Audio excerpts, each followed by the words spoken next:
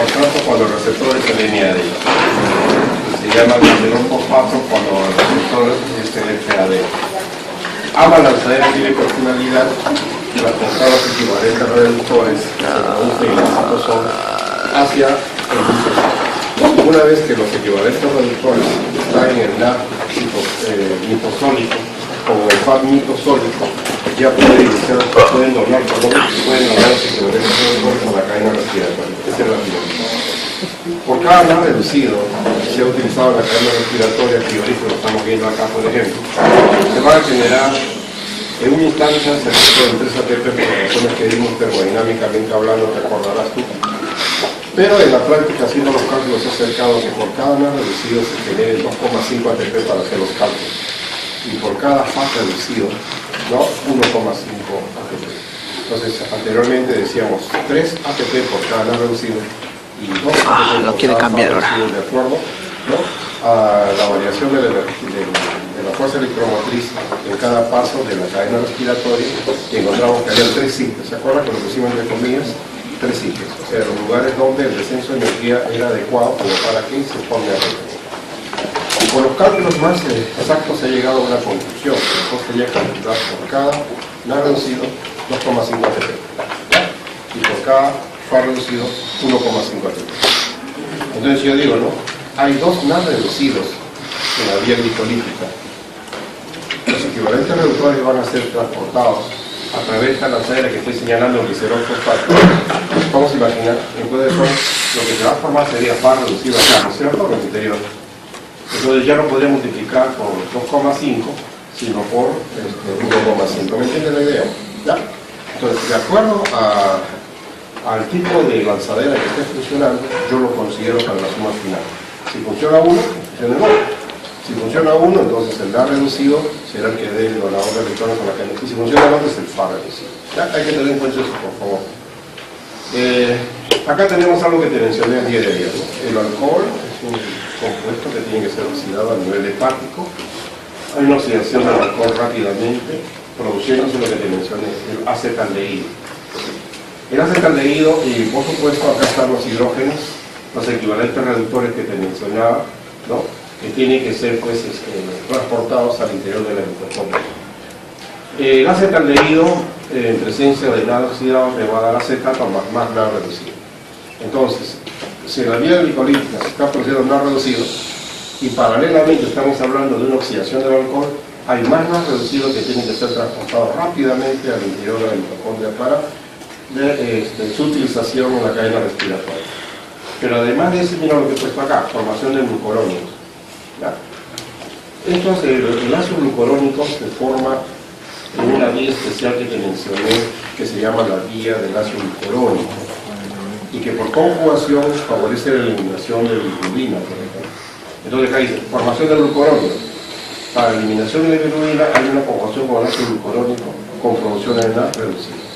Entonces, cuando yo pongo acá, ¿no?, otro proceso de producción de las lanzaderas, pongo 2 casos bien conocidos: la del alcohol, con producción de NAD reducido cuando se oxida, y la de glucuronio, para la eliminación también se produce NAD reducido.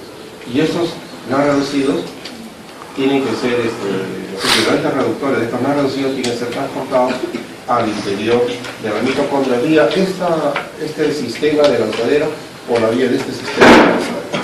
¿Entienden? La primera se conoce como malato lactato, donde estamos notando que los NAD reducidos van a ser transportados en primer lugar por oxalacetato, que se transforma en malato. Recordemos que el oxalacetato no puede entrar a través de la membrana interna de la mitocondria, tiene que ser transformado en malato para poder entrar. Una vez que el malato está acá, es transformado otra vez en oxalacetato por una deshidrogenasa, que se llama la malato deshidrogenasa. Esta malato deshidrogenasa es parte del ciclo de Krebs. Es una enzima que está en el interior de la mitocondria, es parte del ciclo de Krebs. El malato y el oxalacetato son metabolitos del ciclo de Krebs también, por supuesto, ¿no? Ahora, se supone que este oxalacetato se va a repetir ahora.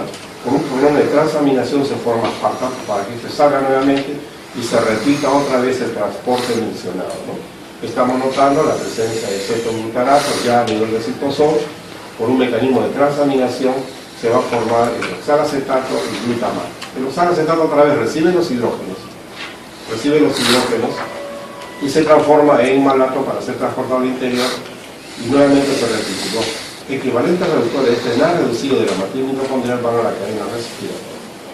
Un sistema un poquito más sencillo es el glicerol fosfato, pero es muy importante recordar que acá el receptor viene a ser el FAT. ¿A este FAT cómo le llamo? Este FAT cómo le llamo? El FAT mitosólico. Este NAD se supone que es el NAD citosólico que proviene de las razones que hemos dado, ¿no? Suponte el caso que no estoy hablando de glucólisis, estoy hablando de oxidación del alcohol, ¿no es cierto? Entonces, ¿de dónde viene este NAD? De la oxidación del alcohol. Si estoy hablando de la formación de glucuronio, de ahí proviene el NAD. Pero esos NAD tienen que ser transportados, repito, al interior para que el proceso pueda continuar con normalidad. A ver, yo bloqueo la lanzadera, por alguna razón la bloqueo. ¿Qué pasa? ¿Se acumula? ¿Qué se acumula? Por favor, nada reducido. Al acumularse los nada reducidos ya no existe necesidad para el proceso de la vía glicolítica que se detiene todo. ¿Entiendes? Se detiene toda la vía. Al no haber un receptor, que es el NAD, para el mecanismo de oxidación de la vía glicolítica. Hay tres etapas de la vía glicolítica. ¿Cuáles son? Uno, dos y tres. Las tres del oxidativo, con formación de NAD reducido. Ahí va. Y al final tenemos piruvato, ¿no es cierto? ¿Cuántos ATP se generan? Pues todo esto lo pueden ver y simplemente hago recordar. Se genera un total de 4. Pero como al inicio se gastaron los ATP, 2. la ganancia efectiva neta de la vía glicolítica es 2. Esos ATP yo tengo que tenerlo en cuenta para la suma final. No sumo 4, sino sumo 2. A pesar que se generan 4 ATP por un mecanismo que se llama fosforación por sustrato, ¿no? Fosforación por sustrato. ¿En qué momento de la vía glicolítica se forma ATP? Cuando el 1,3 difosfolicerate transformado en 3 fosfolicerate. Entonces ahí se forma, digamos, la posibilidad de generar energía, porque el 1,3 ya tiene bastante energía y el enlace fosfoeste del carbono.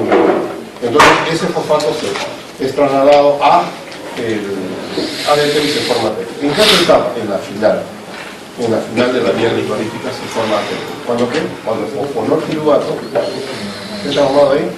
Piruvato, corrección de la Piruvato de síntesis.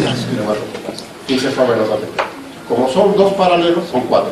Como se gastó 2 para que trabaje la exoquinasa, entonces la suma efectiva en realidad es 2 ATP. Y yo tengo que considerarlo. ¿Por qué? Porque al final tenemos que hacer la suma de todos los ATP por molécula de glucosa. Esa glucosa que está siendo oxidada vía glicolítica, que llegamos a piruvato, si en caso no hay oxígeno disponible, tendremos lactato. Entonces hay tejidos anaeróbicos, ¿no?, que pueden funcionar. Por ejemplo, el tejido muscular estriado en determinado momento incrementa su anaerobiosis cuando hacemos un gran esfuerzo físico. Se acumula lactato. La consecuencia de esa cantidad de lactato produce una fatiga muscular, un cansancio muscular. El glóbulo rojo, por no tener mitocondrias, siempre produce el lactato.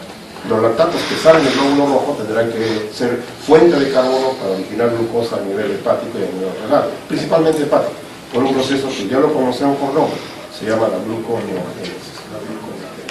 Entonces, el piruvato puede ser lactato. ¿Cómo se llama el paso digamos, el paso de piruvato a lactato? ¿Se llama oxidación o se llama reducción? ¿No? Reducción.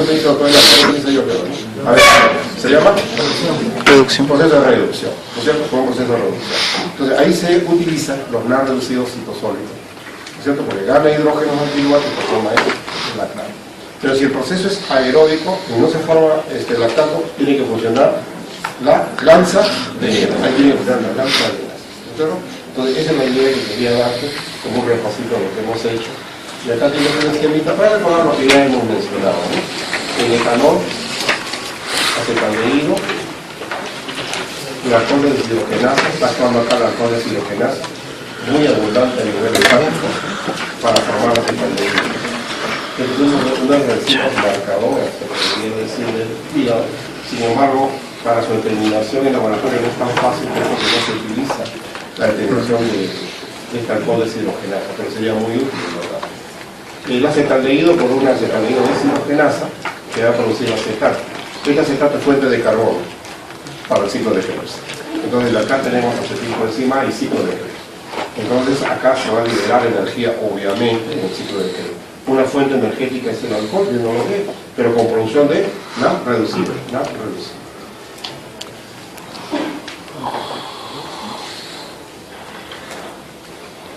A ver si lo entendemos eso. Lanzaderos, ya son dos, ya los conocemos, y metabolismo de fármacos.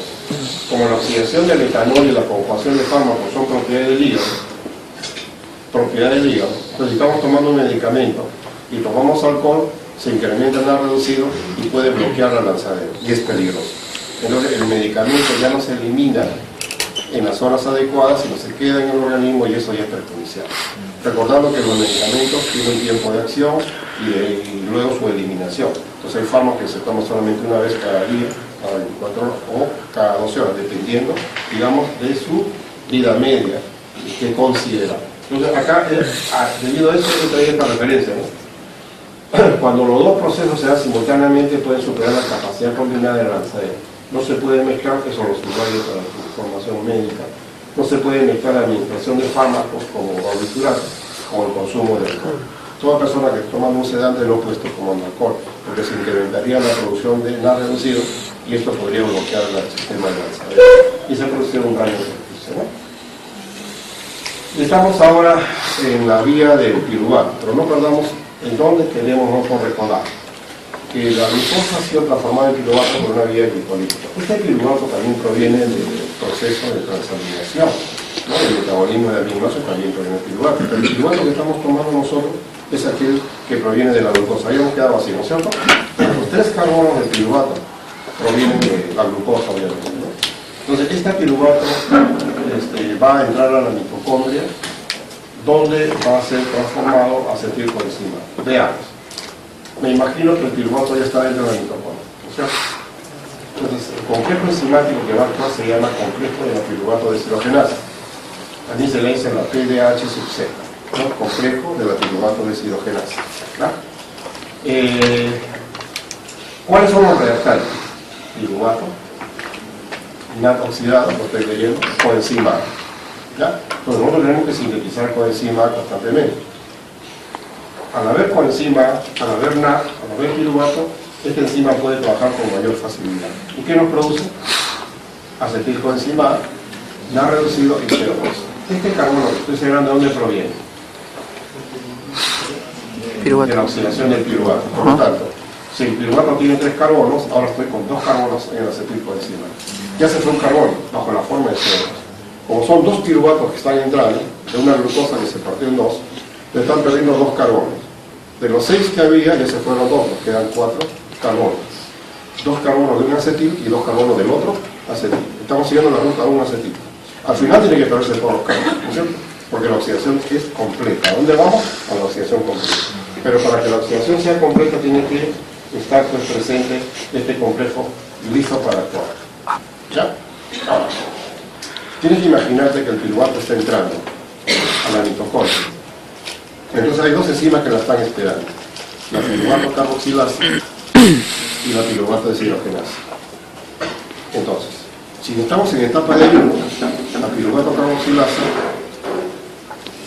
coge a esta molécula para poder transformar en oxalacetato y seguir la vía glucólica. Pero si es lo contrario, entonces acá nosotros tenemos que decir bajo la piruvato deshidrogenasa. Pero esta de acá es una enzima compleja, mira. Es una enzima compleja. En realidad está formada por 3 vías. Hay 3 enzimas ahí. ¿Ya? Hay un número grande, más de 60 polipéptidos que forman este complejo llamado la piruvato deshidrogenasa. Entonces la primera que vamos a llamar la piruvato deshidrogenasa, propiamente dicha, para indicar que es la encargada de oxidar al piruvato y sacarle carbono, ¿ya? Pero las otras van a ayudar, si no, no se podría. ¿Cuáles son las otras? La hidrolipoil transacetilasa y la hidrolipoil deshidrogenasa, ligada al FAT. Mira, ligada al FAT, relacionada con el FAT, pero curiosamente, en la ecuación que estoy mirando no hay FAT, no hay nada. ¿Notas? Acá en realidad debería ser FAT, claro. Hay un intermedio que es FAT reducido, pero rápidamente es oxidado y pasa a una que estaba esperando y al final ya no ponemos FAT, ponemos NAT reducido. Pero en la realidad se forma FAT, porque acá es una coenzima. Sino que este FAT no se queda con sus hidrógenos, sino lo suelta rápidamente a una que está esperando por hacer una deshidrogenasa mitosólica. Y al final, ¿qué tenemos? NAT reducido. ¿Ya? Aclarado eso entonces, ¿no? Entonces, ¿cuántas enzimas son? 3 complejos enzimáticos. El piruvato disgregado formado por un número determinado de polipéptidos, dihidrohidrolipoísas destilasa también lo mismo, dihidrohidrolipoísas deshidrogenasa también lo mismo, ¿no? Ahora bien, ¿qué es una coenzima? Es un cofactor orgánico que unido a la enzima le permite que ésta trabaje. Entonces, cuando hablamos de un cofactor orgánico, inmediatamente puedo pensar en esto que se llama el pirofosfato de tiamina. ¿Qué es la tiamina? La vitamina B1. Entonces las vitaminas del complejo B, como la vitamina B1 tiamina, la niacina o B3, etcétera, van a actuar comúnmente como coenzimas en un metabolismo energético. Entonces, cuando nos hablan del complejo B como vitaminas energéticas, no quiere decir que esa vitamina nos va a dar energía. La glucosa no da energía, el ácido graso no da energía, sino que como estas vitaminas están actuando mayormente como cofactores orgánicos o coenzimas, entonces ayudan en el metabolismo energético. Entonces, a la falta de la vitamina B1, beriberi. A la falta de la vitamina B3, niacina, ¿me entiendes? Pelar y así. Las enfermedades, como consecuencia final a la falta de una vitamina, está relacionada con la falta de una coenzima, diferentes procesos metabólicos. En este proceso metabólico que vamos a hacer, necesito la presencia de ¿qué? De la tiamina. Como la tiamina, la vitamina B1, nosotros, por llamarse vitamina, tenemos que tomar los alimentos, entonces quiere decir que en la variedad de alimentos que consumimos, todos los días tenemos que consumir nuestro complejo B, que es de la B1, la B2, la B3, la B6, etc., ¿no? La segunda coenzima se llama el lipoato o ácido lipoico. La propiedad del pirofosfato de tiamina es que permite y ayuda en la decarboxilación. Y la propiedad del ácido lipoico es que se oxida y se reduce con facilidad.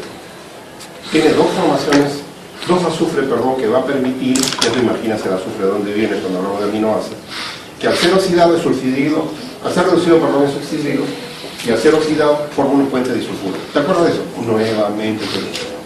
Entonces el lipoato se dice así, la lipoamida se dice así, ácido lipoico, también se puede mencionar así, es la coenzima de la segunda enzima del complejo que estamos mencionando. Y por último, el FAT ya lo conocemos, ¿no? La flavina, adenina, dinucleotido, que tiene dos formas, la forma oxidada y la forma reducida. Este de ahí. Entonces yo quisiera que acá me ayudes, por favor, a identificar la ecuación anterior. A ver, ¿cuál es la ecuación anterior? Esta de acá. ¿Cómo se llama esto? Reactante. Lugar. Esto es la reactante. Esto es producto, ¿no? Acetilcoenzima no reducido y CO2. ¿Ya? Por favor, identifica usted. Como tú tienes tu esquema, tú no tienes tu esquema. Si lo tienes a la mano, tu esquema con reactante al costado. Una R de reactante. O como quiera identificarte. Reactante. Y producto, por favor. ¿En ayunas?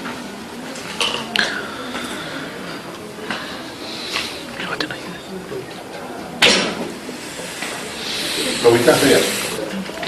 Tiene que ubicar tres: el piruvato, la coenzima y el NAD. ¿Ya lo ubicaste? Ahora ubica los tres productos, o los dos productos, o los tres productos. ¿Cuáles son?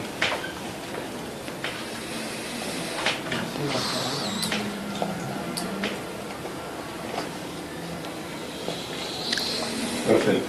Regreso. Hemos tenido que ubicar en el esquema al piruvato, al NAD, a la coenzima. Piruvato está al inicio, el NAD está al final, la coenzima está hacia la derecha, arriba. ¿Está bien? Acetilcoenzima es el producto justamente de la reacción de la coenzima, que ha sido acetilada ya. El NAD reducido lo vas a encontrar al final. Y el CO2 en la primera reacción ya se fue. Ok. Acá está el acetilcoenzima. Este es un producto, ¿ves? Este es un producto. Y el CO2 ya se fue. Entonces, mira con cuidado. Si este es el producto,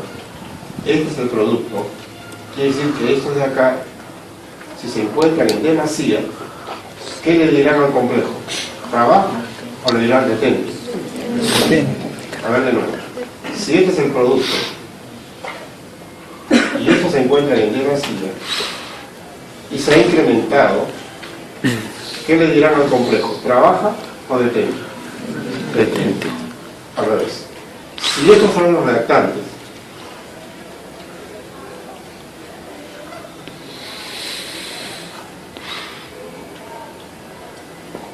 ¿Qué dirán a la enzima si esto es ingrediente?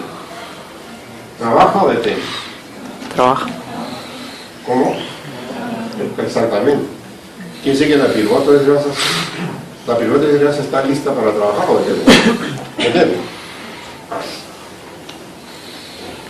Si el complejo tiene aminoácidos serina en determinados lugares, esa serina tiene mucho alcohol.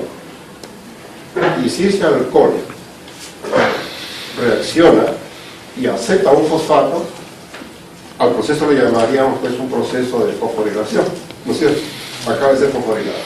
Entonces cuando el enzima, cuando el complejo enzimático va ganando fosfato, va trabajando menos. Cuando el complejo va perdiendo fosfato, va trabajando más. Nuevamente, estas sustancias que estoy señalando, por favor razonen. Estas sustancias que estoy señalando, que son productos, acetil-CoA y nalosina, ¿qué estimulan? ¿La actividad del enzima? ¿O al contrario la detiene? Ahí tiene. Lo que más bien va a estimular esto es que se fosforile, para que no trabaje. ¿Está bien? Y esa es la regulación fina, tan sutil, muy fina, del control de la enzima que para que trabaje o no. O sea, no es que trabaje necesariamente porque no, depende de cómo está el estado celular. Si el estado celular tiene elevada sustancias energéticas, se va deteniendo en muchos puntos. Por ejemplo, el citrato inhibe la vía glicolítica en el segundo paso de regulación que yo te mencioné el día de hoy. Citrato. Hay bastante ATP, te regula acá. ¿Entiendes? Entonces, cuando hay mucho producto, acetil-CoA, coenzima A, entonces se detiene la piruvato liginosa para que no se produzca más acetil-CoA. Y eso es lo que he querido yo relatarte acá. Y ahora sí tú interpretas este esquema, que lo he conversado por acá bien.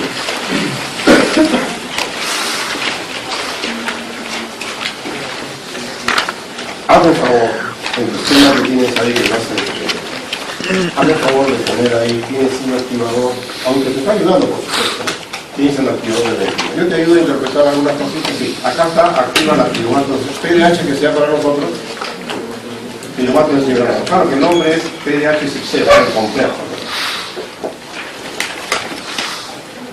Por si acaso, ahora que estaba en la oficina y se acercó el delegado, estaba consultando esta página, y Medical Biochemistry Page, revisan, me dice con muchas cosas importantes. Porque estaba conversando con el delegado de que he hecho una traducción y él me dijo, ¿pero qué traducción para pésima texto? No ha pasado español.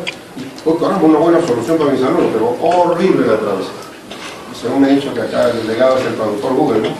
Lo han puesto ahí y ha salido pésimo. Así que léalo en inglés, que está más bonito, se entiende fácilmente. Y ahí tienes este esquema que acabo de sacar. Aparte del esquema que estoy sacando, hoy en día es bastante informativo. Ahora ha salido una... ¿Saben por qué me gusta esta página del Dr. King? Porque cada año lo renueva.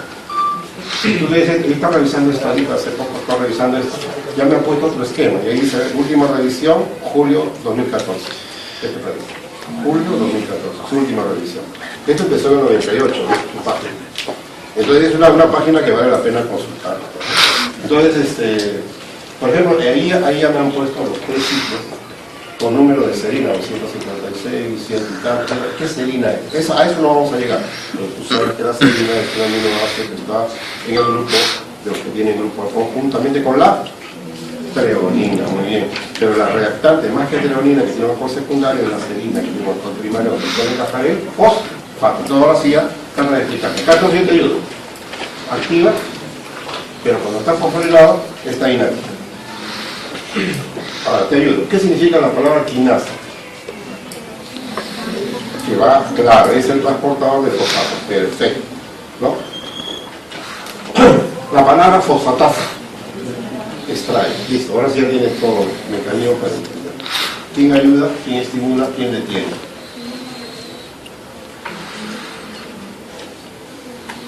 Muy bien. Ahora les digo, ¿cuáles son los reactantes? Piruvato, eso ya lo saben. La coenzima A y el A son los reactantes, ¿está bien? Estos reactantes, ¿dónde los encuentro? Acá. Entonces, eso de acá Estos son los reactantes del piruvato, del NAT y la coenzima, y agregan ADP, etcétera, etcétera, etcétera, etcétera. Entonces van a, ¿qué signo es este? ¿Negativo o positivo? Negativo. Por lo tanto, no deja que trabaje ¿quién? La quinasa. Si no trabaja la quinasa, esto está activo y aparece el producto. Al revés. Si esto de acá es el producto, acetil-CoA, ATP y NAD reducido, van a estimular a una quinasa. Al estimular la quinasa se fosforila. Al fosforilarse, entonces ya no trabaja. Al revés, la fosfatasa hace el sentido contrario. El magnesio y el calcio van a activar a una fosfatasa. El magnesio y el calcio por un mecanismo no bien interpretado, porque justamente hoy estaba revisando a ver si ya se interpretó, pero el doctor King me mandó un mensaje, ya lo revisó y sé que todavía no se ha aclarado completamente el mecanismo, así que no te lo he podido traer tampoco, aunque quiero conseguir otras páginas. Hoy día en la noche, si encuentro algo, pues yo que en la próxima clase te lo informe necesariamente, pero todavía no sabe exactamente cómo está regulado el magnesio, porque tiene que ver con la insulina. Es apasionante, porque la insulina cómo va a intervenir, ¿me entiendes? Porque si por ejemplo se forma un MP cíclico, se sabe que la insulina va a estimular la actividad de una fosfodiesterasa para que no se forme MP cíclico y la glucogenosidasa pueda trabajar, ¿no? Porque este mecanismo se trata de interpretar de esta manera, aunque no es actualmente. Así que, fecha de hoy día, 2014, todavía no tenemos clara la noción de eso. Pero si tú le ves a páginas anteriores, vas a ver que todavía no se hablaba esto, y se ponía esto, acá se pone el magnesio, el calcio. El calcio, pues, está secuestrado en el retículo plasmático, y cuando hay actividad neurotransmisora, también se estimula la salida de calcio. Entonces, cuando sale el calcio, ¿qué efecto tiene? Entonces, eso es una mirada total del cuerpo. Pero ¿dónde estamos? Estamos en el paso en el cual el piruvato se transforma en ¿qué? En acetilcoenzima acá. La gran pregunta es, ¿y para qué necesitamos acetilcoenzima para el ciclo de la acetil?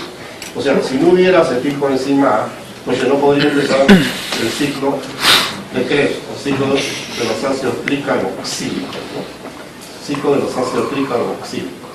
Entonces, acá tenemos el acetilcoenzima A, y el acetilcoenzima proviene del piruvato. ¿Cómo se llama el complejo que acabamos de estudiar? ¿Cómo se llama? De la piruvato deshidrogenasa, el complejo de la piruvato deshidrogenasa. Esto permitió formar ¿qué? Acetilcoenzima. ¿Y cómo lo logró? Qué buena pregunta. ¿Cómo lo logró? Así, mira. ¿Ve? Acá se va a producir una oxidación y ya se perdió el carbono. Entonces el piruvato está formado en un ácido, porque ya acaba de perder. Pero este ácido va a ganar, digamos, hidrógenos y va a ser transportado por el ácido lipoico o lipoato, ácido lipoico o lipoato. Pero el lipoato está de una forma oxidada, mira, forma oxidada, pasa a la forma reducida. La gran pregunta es, oye, si ya se formó este tipo de encima acá, ¿estos hidrógenos a dónde van? A la cadena respiratoria. ¿Pero cómo lo hace? Un FAT oxidado se reduce. A su vez, el FAT reducido transfiere equivalentes reductores a un NAD oxidado. Y al final tenemos el NAD reducido en esta posición como ¿no? Entonces, cuando decimos de dónde proviene el acetilcoenzima, igual si lo tiene la noción bien clara, ¿no? Proviene del piruvato. ¿El piruvato de dónde proviene? De la oxidación de la glucosa, que estamos estudiando, de la oxidación de la glucosa. ¿Cómo se llama esa vía? Se llama la vía glipolítica. Hay tres enzimas claves. Menciona.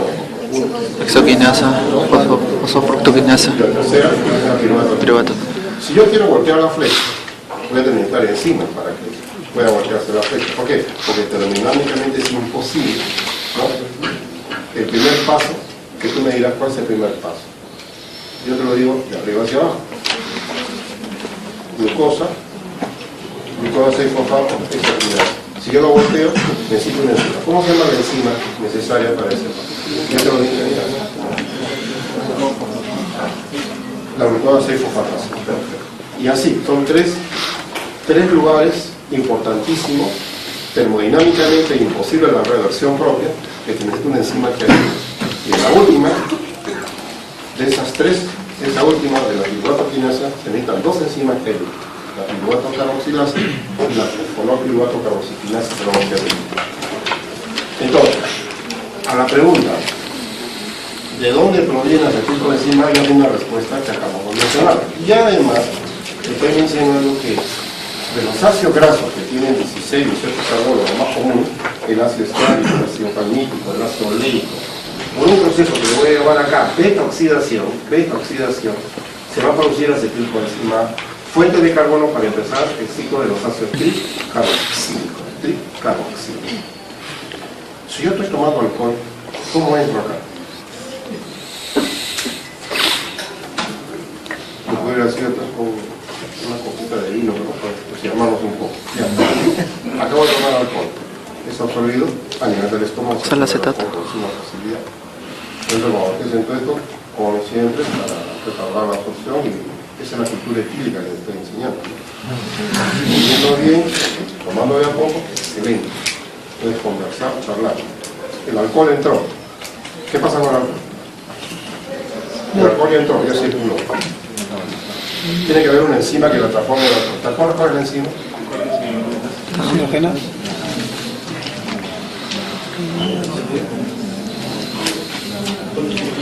Alcohol deshidrogenasa, no te olvides eso, por favor. Se llama metabolismo del alcohol. Recuerda bien esta página que te he dicho que mencione, ¿ya? Entonces, se supone que acá está el acetaldehído, está el acetato, está el acetilcoenzima. Yo te he dicho eso. Entonces, cuando a mí me preguntan ¿de dónde viene el acetilcoenzima? Oye, el acetilcoenzima puede venir de los carbohidratos, azúcares, puede venir de los ácidos grasos, puede venir de los aminoácidos por un mecanismo de transaminación, me olvidé decirte, puede venir del alcohol, que estás diciendo, por un mecanismo de oxidación, previa acción del alcohol de deshidrogenasa y la acetaldehído de deshidrogenasa, y entra al ciclo de vida. Entonces, ¿es una fuente de qué? De carbono. Tú me haces a preguntar algo de química. Sí, profesor, es cierto de que el alcohol también se absorbe por la boca. Claro, claro que sí, por supuesto. Claro que sí. Entonces, absorbe el alcohol, ¿no? Crece el alcohol, inmediatamente va a ser metabolizado a nivel de hepático. Entonces, si yo me tomo 2 copas de vino, puedo manejar. Si tomo 2 copas y media de vino, ya no puedo manejar, porque me has hecho recorrer. Entonces, sopla, y a ver si termina el alcoholímetro, ¿no? Tengan cuidado, por favor, no manejas tanto mal. Claro, entonces. Acá tenemos entonces el primer paso que yo quisiera que lo recuerden bien. ¿Qué se necesita para que empiece el ciclo de Krebs que se realiza a nivel del mitosol, a nivel de la matriz mitocondrial, es decir, dentro de la mitocondria? ¿Qué se necesita? Bueno, que haya acetilcoenzima, pero que también haya un compuesto que está secuestrado.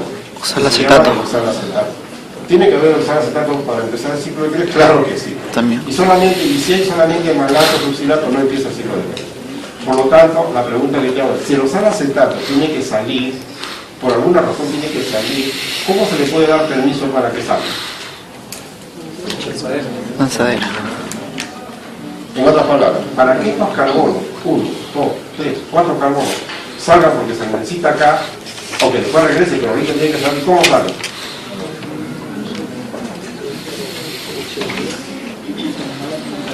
Exactamente, ya te acordás, como el malato.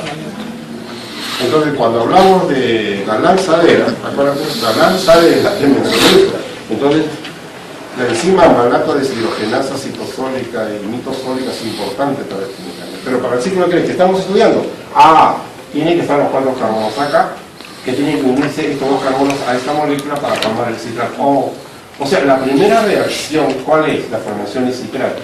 Entonces, 4 más 2, 6. 1, 2, 3, 4, 5, 6 carbonos. Partir de ácidos cítricos citratos tiene 3 carboxilos, mira, 1, 2 y 3 carboxilos. Pues se llama tricarboxilo, ciclo de Krebs o ciclo de los ácidos tricarboxílicos. ¿Ya? Entonces, esta molécula es fuente de qué? Y esa fuente de carbono, ¿fuente de qué es? De energía. Entonces, ¿dónde está la energía? En los enlaces covalentes. Entonces, a través de la evolución, ¿cómo fue posible extraer la energía? ¿Me entiendes? O sea, yo extraigo energía de 1 gramo de azúcar, si lo quemo de inmediato y sale energía. ¿Me entiendes? Violenta la energía. Y se eleva la temperatura. De un calorímetro, yo averiguo que 1 gramo de azúcar me da 4 kilocalorías por gramo. Yo lo puedo averiguar con un cambio de temperatura. ¿No es cierto? O sea, si yo quemo en un calorímetro, eso me va a hacer elevar la temperatura del medio y yo puedo hacer una deducción lógica. Pero si fuera así, si yo quemo de inmediato el citrato, entonces la energía sale a tal velocidad que se puede emplear esa expresión, que no se puede capturar y formar ATP, tiene que salir de a pocos. Para salir de a pocos, la máquina evolutiva, que tardó millones y millones de años de evolución, recuerda que en un primer momento obviamente no había el ciclo de Krebs ni cosas por el estilo, ¿no? Sino estábamos solamente en una vía probablemente falta de oxígeno, o sea, una vía anaeróbica con producción de lactato u otras cosas, ¿no? Recuerda, para el origen de la vida, pues, tenemos que tener en cuenta que no había oxígeno, por lo tanto no había procesos aeróbicos, ¿no? Apareció el oxígeno hace 4.200 millones de años probablemente, cuando ciertos pigmentos como la clorofila hicieron posible la captura de energía.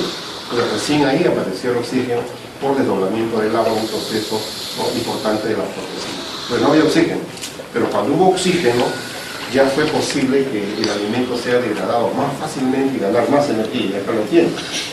Entonces, si tú comparas, si quieres que compares esta molécula que no están acá, simplemente ahí están los 6 carbonos, 1, 2, 3, 4, 5, 6. Están los 6 carbonos, 1, 2, 3, 4, 5, 6, pero existe una diferencia de posición, ¿no? Pero los carboxilos están ahí, mira, 1, 2 y 3. Se llama tricarboxílico. Pero acá se está acomodando la molécula. Por eso con una conitasa, que es una hidratasa, permite sacar los elementos del agua. Simplemente se pone ácido sodio, porque esto va a entrar de nuevo. O sea, la conitasa trabaja de dos maneras, ¿no? Primero saca y después pone. Y la molécula tiene el mismo número de carbono, el número de hidrógeno, no pasa nada, el citrato. Pero este compuesto ha permitido reacomodar la molécula y ahora ya no se llama citrato, se llama isocitrato. Quiero que entiendas que esa entrada, primero, esa salida del elemento de agua y esa entrada nuevamente es para acomodar la molécula. ¿Por qué? Porque ahora viene el proceso de oxidación. Quiere decir que esto no puede ser oxidado de inmediato, tiene que ser preparado. Acá está la etapa preparativa. Ya se prepara, así como hay una preparación para la vía glicolítica, una etapa preparativa para formar la fructosa 6-bisfosfato, donde recién puede actuar la aldolasa, porque si la aldolasa actúa, vamos a imaginar, inmediatamente con la glucosa, no se va a conseguir lo que se quiere. Acá sí, de igual manera, se acomoda la molécula y recién puede haber dos pasos seguidos, ¿sabes? Dos pasos seguidos, mira, dos pasos seguidos de deshidrogenación. Esa palabra, deshidrogenación, si tú quieres oxidación. Bien, con formación de NAD reducido. Entonces, cuando tengo el isocitrato, la gran pregunta, ¿de dónde viene el hipercitrato? Por una acción de la conitasa que tiene dos momentos, una en que saca y otra que introduce los mismos elementos que sacó. ¿Qué elementos sacó? El agua, el elemento del agua, y lo llevó a acomodar. Claro, había que mirar la fórmula, pero ya entraríamos en cosas más profundas que no tenemos que evaluar, porque no le estoy haciendo algo de química pura, sino aplicativa. Es una bioquímica aplicada a la medicina. Entonces no tienes por qué aprender las fórmulas ni tratar de decir de la química orgánica que está pasando ahí. No, ni te voy a decir que solamente quiero que aprendas que sin alcohol es una base preparativa, acá también. ¿Para qué se prepara acá? Para la oxidación. Entonces cuando tú ves NAD reducido, y ves NAD reducido, significa entonces que hubo un proceso de oxidación. Por eso que la enzima se llama isocitrato deshidrogenasa y se llama cetoglutarato deshidrogenasa, según, ¿no?, el sustrato que tiene. Por ejemplo, si acá tienes el isocitrato, entonces la enzima se llama isocitrato deshidrogenasa. Por lo tanto, ¿cuál es el producto? El cetoglutarato. Más exacto, el alfa-cetoglutarato. Entonces, el producto de esta reacción de acá es el sustrato para la reacción que viene. Entonces, ¿cuál es el sustrato para esta enzima? El cetoglutarato. ¿Cómo se llama? Cetoglutarato deshidrogenasa, con producción de NAD reducido y sacan carbono. ¿Cuántos carbonos están saliendo? 2. 1 y 2. Ya se fueron los carbonos que queríamos. ¿Por qué? Porque eran 2 carbonos que había cambio. Ya se fueron los 2 carbonos. Pero este carbono que estoy señalando es el que se ha ido. No, este está acá, pero también ya se fueron 2 de la molécula. Y para hacer la suma ya se fueron todos los carbonos. ¿Cuántos carbonos en total? 6 carbonos. ¿Por qué? Porque hemos partido de glucosa. Entonces, si la glucosa tenía 6 carbonos, ¿entiendes? Y cuando el piruvato se transforma en tipo A, ya se fue un carbono, como son 2 piruvatos, son 2, faltaban 4, ya se fueron los carbonos. Acá tiene 2, como estos estamos hablando del doble, 4 carbonos, ya se fueron. Ya se fueron los carbonos. ¿Cuántos NAD reducidos se acaban de formar? 2. Muy bien. Los NAD reducidos me está indicando que existe un incremento de niveles energéticos, o me dice que existe una disminución de niveles energéticos. Te pregunto, ¿un incremento o disminución? Incremento. Por lo tanto, si existe una gran cantidad de NAD, quiere decir entonces que no va a trabajar la enzima, ¿me entiendes? Ya no quiere que se oxide más, no quiere que, otra manera de regular el ciclo de Krebs. Si existen muchos NAD reducidos, le dice detente, no quiero más. Si al revés hay mayor cantidad de NAD oxidado con respecto a NAD reducido, entonces sí se estimula el proceso. ¿Son mecanismos de regulación de quién? Del ciclo de Krebs. Estamos en el ciclo de Krebs. ¿Dónde se realiza el ciclo de Krebs? En el citosol o en el mitosol. En el mitosol, en la matriz mitocondrial. ¿Qué se necesita? Una variedad de enzimas. Entre esas enzimas oxidativas son dos que estoy mencionando. La enzima que te acabo de mencionar se llama deshidrogenasa y la otra cetoglutarato de deshidrogenasa. Entonces, estas dos que han hecho han permitido transformar la molécula de la arcilla en una molécula que ha perdido un carbono, ya no son 5, perdió otro carbono, ya no son 5, son 4, pero ya tenemos 4 carbonos para una molécula que se llama succinilcoenzima. Por tanto, la coenzima se necesita en este proceso. En este proceso se necesita la coenzima. Entonces se forma NAD reducido, se va a CO2 y se forma la succinilcoenzima.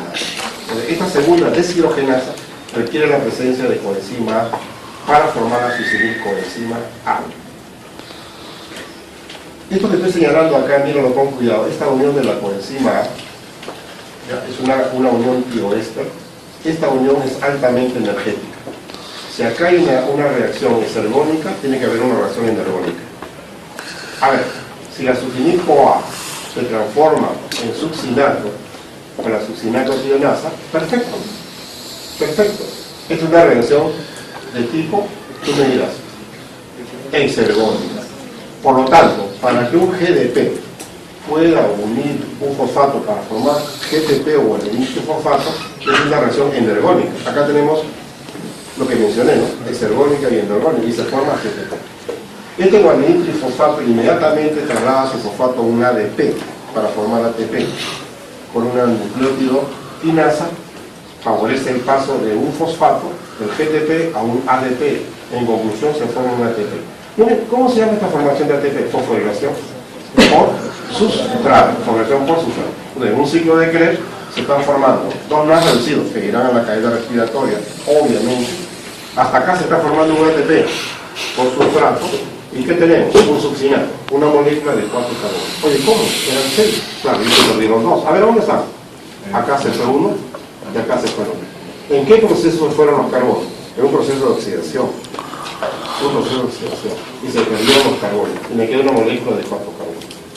Esta molécula de 4 carbonos va a ser oxidada sin pérdida ya de carbono. Ya no se extrae carbono, solamente hidrógeno, por la succinato deshidrogenasa y se forma el FAS reducido. ¿Ya? Esta succinato deshidrogenasa permite formar entonces el fumarate y se forma un FAS reducido que llega a la cadena respiratoria. El fumarato, por acción de una enzima parecida a la que mencionamos acá, ¿no? Una enzima hidratasa parecida acá, ¿no? Va a incorporar los elementos del agua para formar malato, que nuevamente los hidrógenos van a servir para reducir a un NAD, pero con la última enzima que es la malato deshidrogenasa, que forma oxalacetato, y nuevamente se repite el ciclo de Krebs. ¿Cuántos NAD reducidos se han formado? Vamos a contar. 1, 2 y 3. Conclusión. En un ciclo de Krebs se va a formar, se va a generar, se va a generar 3 NAD reducidos. ¿Cuántos FAS reducidos? 1. ¿Cuántos ATP se originan en un ciclo de Krebs por acción por sustrato? Un solo ATP. Pero primero se forma guanidin trifosfato, GTP, y después ya se forma el ATP. Pero conclusión, se forma un ATP por acción por sustrato, se forman 3 NAD reducidos, se forma un FAS reducido. Hasta ahí estamos. ¿Cómo se controla el ciclo de Krebs? ¿Sabes? De lo que te he dicho, ¿cómo se controla el ciclo de Krebs? De lo que te he enseñado, ¿cómo se controla el ciclo de Krebs? A nivel de citrato. Los NAD reducidos. Bueno, es muy importante porque las deshidrogenasas son sensibles a la cantidad del producto llamado NAD reducido. Cuando aumenta la cantidad de NAD reducido, la actividad deshidrogenasa comienza a disminuir. La succinil-CoA que está acá, la succinilcoenzima A que está acá, va a actuar sobre la citrato sintasa que está acá y la detiene. O sea que este de acá es un inhibidor El succinil-CoA es un inhibidor de este primer paso, el acitrato sintasa, la que permite formar el citrato. Entonces es un mecanismo de regulación. Si hay demasiado succinil-CoA, se detiene la primera etapa. También hay que repetirlo necesariamente. ¿Ya? Vamos a ver. Este succinato tiene cierto parecido a malato, mira. Obsérvalo con cuidado. Tiene bastante parecido de este modo. Entonces, este succinato es un inhibidor competitivo, o este malato es un inhibidor competitivo de este succinato, porque es bien parecido. Entonces, hay una inhibición competitiva también. El malato puede inhibir competitivamente a la succinato de cirogenasa porque se parece bastante al succinato negro. Es bien parecido. Es un inhibidor competitivo. Ahora, yo quisiera que acá me menciones tú, de lo que veas tú, mencióname cuáles son los cetoácidos que estás mirando acá. ¿Cuáles son los cetoácidos de los cuales ya he mencionado en la clase anterior? ¿Cuáles son los cetoácidos que hay acá? Dime cuáles son. Este es un cetoácido. Este es otro cetoácido. ¿No? Este es otro cetoácido. ¿Ya? Cetoácido. De acuerdo al conocimiento que tienes de enzimas, estos cetoácidos ¿en qué intervienen? Clasificación de enzimas. En transferasas, en aminotransferasas. ¿Ya te acuerdas? Entonces, un cetoácido, por acción de una transaminasa, recibe un grupo amino de un aminoácido para formar un nuevo aminoácido. Entonces, ahora tienes que utilizar la imaginación. Si yo tengo cetoglutarato, yo puedo salir hacia dónde? Hacia el metabolismo de aminoácidos. Si estoy en metabolismo de aminoácidos, yo puedo entrar al ciclo de Krebs, vía cetoglutarato. O sea, los carbonos de un aminoácido pueden entrar al ciclo de Krebs, claro, ¿vía qué? Vía un cetoácido. ¿Cuál podría ser? Cetoglutarato, uno de los más comunes, claro. Cetoglutarato, uno de los más comunes. Pues estoy interviniendo el glutamato y el aspartato, o ácido glutámico y el ácido aspartato. Y puedo entrar con facilidad. Pero también me puede dar piruvato. O también podría hablar de los salacetatos. Exactamente, estas son las entradas. Entonces, entran y salen, se llaman rutas antigólicas. Dos metabolismos. Metabolismo de aminoácidos, metabolismo de los azúcares. No azúcares, glucosa. Hemos llegado al ciclo de Krebs. Pero digo, de acá puedo salir aminoácidos o de aminoácidos puedo entrar. Rutas antigólicas. Estoy hablando de inhibidores del proceso también. Estoy hablando de reguladores del proceso también. El ciclo de Krebs tiene todo estos caminos que recordar. Ahora sí, por favor, dime tú. ¿Cuál es la primera reacción del ciclo de Krebs? La formación de citrato. ¿Cómo se forma citrato? Por la unión de quién? El salacetato con los dos carbonos de acetilcoenzima. Como la coenzima ya no se necesita, se va y te queda el citrato en la mano. La coenzima se va. Muy bien.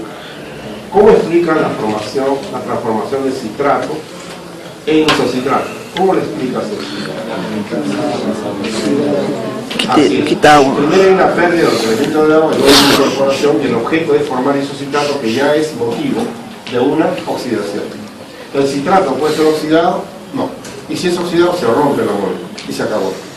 Se acabó el ciclo de Krebs. Para que no se rompa la molécula y pueda salir de a poco CO2, tendría que ser isocitrato. Químicamente hablando, esa es la explicación. Una vez que actúan las dos hidrogenasas, ya tenemos más reducido la pérdida de carbono. Entonces ya tengo una molécula de 4 carbonos. ¿Hasta dónde es ácido tricarboxílico? Vamos a contar 1, 2, 3. 1, 2, 3. 1, 2, 3. Hasta acá son tricarboxílicos. Acá vamos a contar 1, ya no. Tricarboxílico es acá. Entonces el ciclo de Krebs es el ciclo de los ácidos tricarboxílicos, ¿es cierto? Una vez que ya se produjo este paso, ya no, por supuesto. Una vez que ya trabajó los deshidrogenasas, ya no va a haber 3 carboxílicos, pero por eso se llama tricarboxílico, el ciclo de Krebs. ¿Ya? ¿Qué más te podría preguntar acá?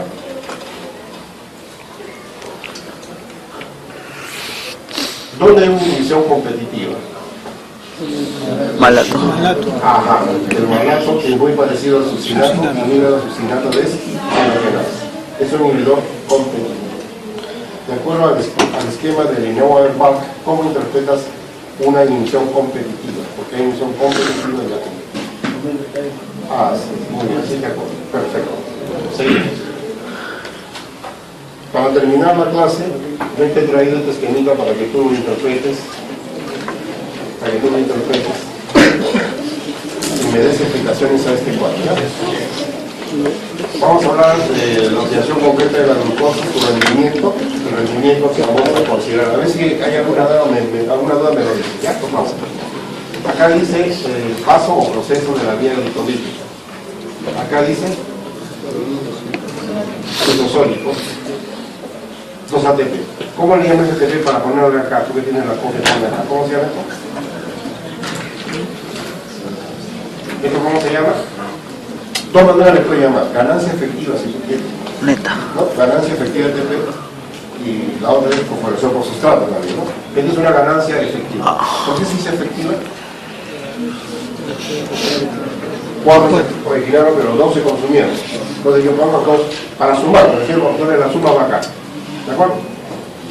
Para acá Miguel dice 2 más reducidos citosólicos. ¿Por qué no ponen 3 o 5 ATP?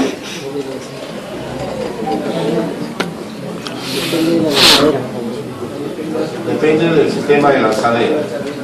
Depende del sistema de transferencia de lanzadera. Depende. Hay 2 lanzaderas. Aspartato malato con formación de NAD y 7. O glicerol 3-fosfato con formación de FAD reducido. Si funciona una lanzadera, el glicerol con 3. Y si funciona la lanzadera, el malato aspartato con 5. Depende de quién está funcionando. ¿Me entiende la idea? Entonces, ¿por cuánto estoy multiplicando acá?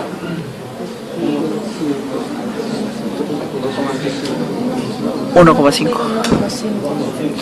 El primero 1,5. Ajá. Acá es 1,5 y acá 2,5. si te diste cuenta. Perfecto. Entonces ahí está el asunto. Muy bien. Perfecto. Ahora, el otro paso importantísimo es la oxidación del piruvato. Tienen 2 piruvatos con glucosa, ya saben. La enzima se llama piruvato de deshidrogenasa para formar acetilcoenzima. Lo hemos estudiado ahorita. En ese paso de la oxidación del piruvato se forma NAD reducido. Como son 2 piruvatos, son 2 NAD reducidos. Ya estamos en el interior de la mitocondria. Entonces, acá yo tengo que aplicar lanzadera, ¿no es cierto? Ya no. Solamente multiplico porque hemos dado 2,5. Entonces me da 5 ATP. ¿Ya? 5 ATP. Ahora, cuando yo estoy dentro ya, hablando del ciclo de Krebs, cuando se oxida el acetilcoenzima, dice 2 por glucosa, recuerda. Entonces yo te dije anteriormente en el cuadrito anterior, te pregunté cuántos NAD reducidos se forman acá y quedamos que eran 3. 1, 2, 3. Pero acá me ponen 6. Estamos hablando de 2 ciclos de Krebs. 2 ciclos de Krebs. 2 ciclos de Krebs. Perfecto. Entonces me da un total de 15 ATP. Ahora, cuando en el ciclo de Krebs me dice se forma un FAD reducido, acabamos de verlo, yo sumo 2, son 2 ciclos de Krebs que yo considero. ¿Me estás entendiendo? 2 ciclos de Krebs, ¿ya? Entonces me da 3 ATP. Ahora, cuando hablo del ciclo de Krebs, hemos dicho que se forma un ATP, primero GTP y después ATP. Pero como son 2 ciclos, 2 ATP. Ahora sumo me da 30 cuando utilizo la lanzadera del glicerol 3-fosfato, o me da 32 si utilizo la lanzadera de malatos aspartato. Entonces, ¿de qué depende esto? 30 o 32, ¿de qué depende? Del sistema de lanzadera que esté funcionando en ese preciso momento. Entonces, por glucosa, ¿cuánto ATP se está formando? 30 o 32 ATP por glucosa. Ahora, yo te pregunto, ¿cuántos acetilcoenzima se producen a partir de glucosa? 2. Significa entonces que esta molécula de glucosa ha generado 2 acetilcoenzima. Si una molécula que no es glucosa, que es un ácido graso de 18 carbonos,